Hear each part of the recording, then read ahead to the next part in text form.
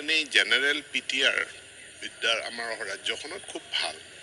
কিন্তু আমাৰ প্ৰতিটো বিষয়ৰ বিশেষকৈ মাধ্যমিক পৰ্যায়ত ছাবজেক্ট ৱাইজ পিটিআৰটো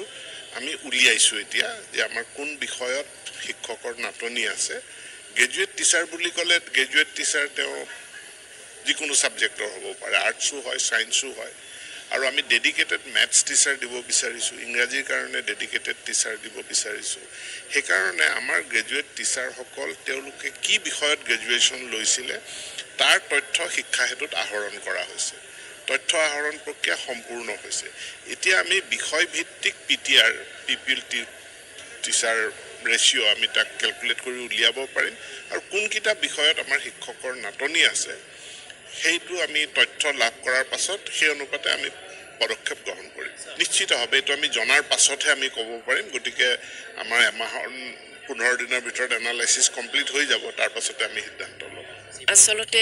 এইটো আপোনালোকে গম পাব কাৰণ আমাৰ কি হয় আমি সায়েন্স টিচাৰ বুলি ক'লে টিচাৰজন আমাৰ সায়েন্সৰ নে মেথছৰ সেইটো আমাৰ আগত উল্লেখ নাছিলে যেতিয়া এডভাৰটাইজমেণ্ট হয় সায়েন্স টিচাৰ বুলি হয় বা ইংলিছ টিচাৰ বুলি আমাৰ কোনো এপইণ্টমেণ্ট নাছিলে ইংলিছ টিচাৰ নহয় আমাৰ আৰ্টছ টিচাৰ বুলিহে হয় এতিয়া আমাৰ ছাৰ্ভিচ ৰুলৰ কাম চলি আছে মাননীয় শিক্ষামন্ত্ৰী মহোদয়ে জনাইছে গতিকে বিষয়ভিত্তিক শিক্ষক নিযুক্তি যাতে হয় এতিয়াৰ পৰা সায়েন্স বুলি ক'লে সায়েন্স মেথছ দুটা পাৰ্ট কৰা কথা তেওঁ ভাবিছে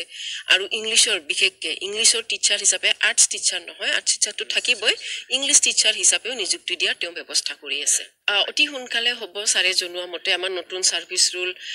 আলোচনা হৈ আছে নতুন ছাৰ্ভিচ ৰুল ওলাই আহিলেই আমি এইটো বৰ্ষতে হয়তো এডভাৰটাইজমেণ্ট আমাৰ ওলাই যাব